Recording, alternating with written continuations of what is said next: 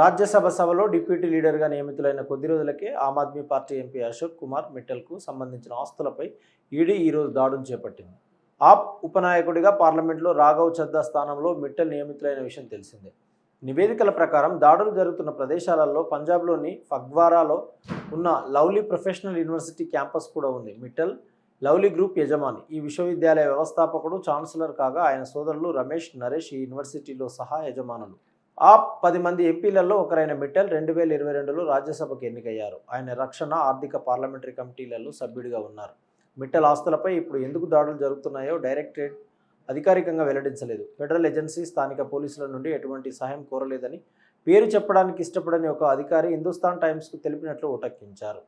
కాగా గత 10 ఏళ్లలో రాజకీయ నాయకులపై నమోదైన 190కి పైగా ఎన్ఫోర్స్మెంట్ డైరెక్టర్ కేసులలో కేవలం 2 మాత్రమే శిక్ష పడిందని బీజేపీ నేతృత్వంలోని కేంద్ర ప్రభుత్వం గత సంవత్సరం పార్లమెంట్లో తెలిపింది. ఈ విషయమై ఢిల్లీ మాజీ ముఖ్యమంత్రి అరవింద్ కేజ్రీవాల్ మాట్లాడుతూ, మోదీజీ పంజాబ్లో ఎన్నికల కోసం సన్నాహాలు ప్రారంభించారు, కానీ పంజాబ్ ప్రజలు దీనిని సహించరు, వారు బీజేపీకి తగిన సమాధానం ఇస్తారని అన్నారు. కేంద్రం తేబోతున్న డీలిమిటేషన్ బిల్లుపై ప్రత్యేక కథనం. లోక్సభ సభ్యుల సంఖ్యను పెంచే లక్ష్యంతో కేంద్ర ప్రభుత్వం నిన్న 3 బిల్లులను ఎంపీలకు పంపిణీ చేసింది.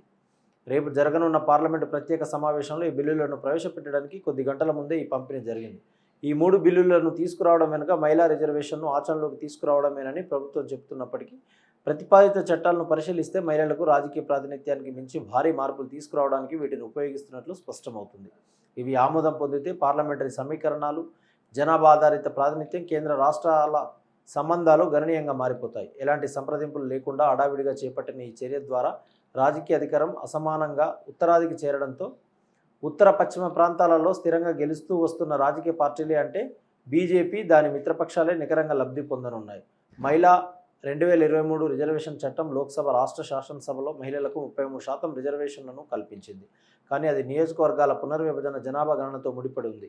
ఈ 3 బిల్లులను కలిపి చూస్తే అవి 1971 నాటి పునర్విభజనపై ఉన్న నిలుపుదలను తొలగించి ఇటీవల ప్రచురించిన జనగణన ఆధారంగా కొత్త పునర్విభజన ప్రక్రియకు మార్గం సుగమం చేస్తున్నాయి. వాస్తవానికి ఇది 2011 జనాభా లెక్కలను సూచిస్తుంది. ఉత్తరాది రాష్ట్రాలతో పోలిస్తే సమర్థవంతమైన జనాభా నియంత్రణ చర్యలను అమలు చేసిన దక్షిణ రాష్ట్రాలకు ఈ డీలిమిటేషన్ ఖచ్చితంగా నష్టం కలిగిస్తుంది. ఒక రాష్ట్ర జనాభా కేంద్ర ప్రభుత్వ నిధుల కేటాయింపును గణనీయంగా ప్రభావితం చేస్తుంది. కాబట్టి ఇది దాని ఆర్థిక పరిస్థితిపై కూడా నేరుగా ప్రభావం చూపుతుంది. ఈ ఆందోళన ఇప్పటికే దక్షిణ రాష్ట్రాలు, కేంద్ర ప్రభుత్వం మధ్య వివాదాంశంగా ఉంది. ప్రతిపాదిత బిల్లుల నిర్మాణంపై కొన్ని ప్రాథమిక ప్రశ్నలు తలెత్తుతున్నాయి. ముఖ్యంగా రాజ్యాంగ 131వ సవరణ బిల్లు ఆర్టికల్ 81ని సవరించడం ద్వారా లోక్సభ సీట్లను 543 నుండి 850కి పెంచాలని కోరుతుంది. అలాగే 2027 జనాభా లెక్కల తర్వాత తదుపరి నియోజకవర్గాల పునర్విభజన జరుగుతుందని నిర్దేశించే క్లాజ్ 3ని తొలగించడం ద్వారా ఆర్టికల్ 82ను కూడా సవరించాలని ఇది కోరుతుంది. ఈ బిల్లు ఆర్టికల్ 82 మార్జినల్ హెడ్డింగ్ను ప్రతి జనగణన తర్వాత పునఃసర్దుబాటు నుండి నియోజకవర్గాల పునఃసర్దుబాటుగా సవరిస్తుంది. ప్రతి జనగణన తర్వాత రాష్ట్రాల్లోని లోక్సభ సీట్ల సంఖ్యను పునఃసర్దుబాటు చేయాలని నిబంధనను తొలగిస్తుంది. ఇది రాష్ట్ర శాసనసభలకు సంబంధించిన ఆర్టికల్ 170ను ఎస్సీ, ఎస్టీలకు రిజర్వేషన్లు కల్పించే చట్టాలను కూడా సవరిస్తుంది. దీని ప్రకారం రిజర్వేషన్ల ఆధారాన్ని 2001 జనాభా గణన నుండి పార్లమెంటు చట్టం ద్వారా ఉపయోగించాలని నిర్ణయించే అటువంటి జనాభా గణన మారుస్తుంది. ఫలితంగా ప్రతిపాదిత చట్టంలోని దీనిని పేర్కొనకుండా ఏ జనాభా గణన ఉపయోగించాలో నిర్ణయించే అధికారాన్ని ఇది పార్లమెంటుకు కల్పిస్తుంది. దీనితో పాటు జత చేసిన డీలిమిటేషన్ బిల్లు 2026 ఒక సుప్రీంకోర్టు న్యాయమూర్తి నేతృత్వంలో ప్రధాన ఎన్నికల కమిషనర్, రాష్ట్ర ఎన్నికల కమిషనర్లు సభ్యులుగా ఉండే ఒక డీలిమిటేషన్ కమిషన్ ఏర్పాటు చేయడానికి వీలు కల్పిస్తుంది. కమిషన్ తాజా జనాభా లెక్కల ఆధారంగా లోక్సభ, రాష్ట్ర శాసనసభ్యులు, కేంద్రపాలిత ప్రాంతాల శాసనసభలలో సీట్ల కేటాయింపును పునఃసమీక్షిస్తుంది. అలాగే లోక్సభ, శాసనసభలకు జరిగే ఎన్నికల కోసం నియోజకవర్గాలను కూడా ఏర్పాటు చేస్తుంది. ఇలాంటి పరిస్థితుల్లో ఈ బిల్లులను పరిశీలించినప్పుడు తలెత్తే ఒక కీలకమైనటువంటి ప్రశ్న ఏమిటంటే, అవి తాజా జనగణన లెక్కలను ఎందుకు ప్రస్తావిస్తున్నాయి? 2021 జనగణన 5 సంవత్సరాలు ఆలస్యం కావడంతో 2027 జనాభా లెక్కలు ఈ నెలల్లోనే ప్రారంభమై ప్రస్తుతం కొనసాగుతుంది. రాజ్యాంగ 131వ సవరణ బిల్లు 2026 ఆర్టికల్ 82లోని క్లాజ్ 3ని తొలగించడం ద్వారా దానిని సవరించాలని కోరుతుంది. ఆ క్లాజ్ ప్రకారం తదుపరి నియోజకవర్గాల పునర్విభజన 2027 జనాభా లెక్కల తర్వాత జరుగుతుంది. ఇది ఆర్టికల్ 170లోని ప్రొవిజ్ 3ను కూడా తొలగిస్తుంది. ఈ ప్రొవిజ్ ప్రకారం 2026 సంవత్సరం తర్వాత జరిపే మొదటి జనాభా లెక్కలకు సంబంధించిన గణాంకాలు ప్రచురించే వరకు 2001 జనాభా లెక్కల ఆధారంగా స్తంభింపజేసిన రాష్ట్ర శాసనసభల సీట్లను తిరిగి సర్దుబాటు చేయవలసిన అవసరం ఉండదు. ప్రస్తుతం జరుగుతున్న జనాభా లెక్కల గతి ఏమిటి? దాని గురించి ఇందులో ప్రస్తావించలేదు. ప్రస్తుత జనాభా లెక్కల ప్రక్రియ జరుగుతుండగా 15 ఏళ్ల నాటి జనాభా లెక్కలను ఉపయోగించాలని ప్రభుత్వం ఎందుకు అంత ఆసక్తిగా ఉందని కాంగ్రెస్ పార్టీ ప్రధాన కార్యదర్శి కేసీ వేణుగోపాల్ కూడా ప్రశ్నించారు. 1971 నియోజకవర్గాల పునర్విభజనపై ఉన్న నిలుపుదలను తొలగించి కొత్త ప్రక్రియను తాజాగా ప్రచురించిన జనాభా లెక్కలతో ముడిపెట్టింది. 2009లో నియోజకవర్గాల పునర్విభజన రాష్ట్రాల లోపల సరిహద్దులను మార్చింది, కానీ రాష్ట్రాల లోపల సమతుల్యతను మునుపటిలాగే ఉంచాలనే లక్ష్యాన్ని అనుసరించింది. ఈ కొత్త బిల్లు 1971 నుండి జనాభా గణాంకాల ఆధారంగా మొత్తం సీట్ల సంఖ్యపై నిలుపుదల విధించినప్పటికీ అప్పటి నుండి దేశ జనాభా స్వరూపంలో గణనీయమైనటువంటి మార్పులు వచ్చాయి. రాష్ట్రాల మధ్య, రాష్ట్రాల లోపల జనాభాలో గణనీయమైనటువంటి మార్పులు, వేగవంతమైన పట్టణీకరణ, వలసలు, కొన్ని ప్రాంతాల్లో అసమాన వృద్ధి వంటి తాజా జనాభా లెక్కల గణాంకాలలో ఇది ప్రతిబింబిస్తుంది. ఫలితంగా జనాభాలో, నియోజకవర్గాలలో విస్తృతమైన వ్యత్యాసాలు ఏర్పడ్డాయి. ఆ తర్వాత ప్రతిపాదిత బిల్లు లక్ష్యం మహిళలకు 1/3 రిజర్వేషన్ను అమలు చేయడం. కాబట్టి ఇటీవల ప్రచురించిన జనాభా లెక్కల గణాంకాల ఆధారంగా నియోజకవర్గాల పునర్విభజన ప్రక్రియను చేపట్టాలని అది నిర్దేశిస్తుంది. ఇది 1971 నుండి జనాభా ప్రాతిపదికన సీట్ల పునఃపంపిణీకి మార్గం సుగమం చేస్తుంది.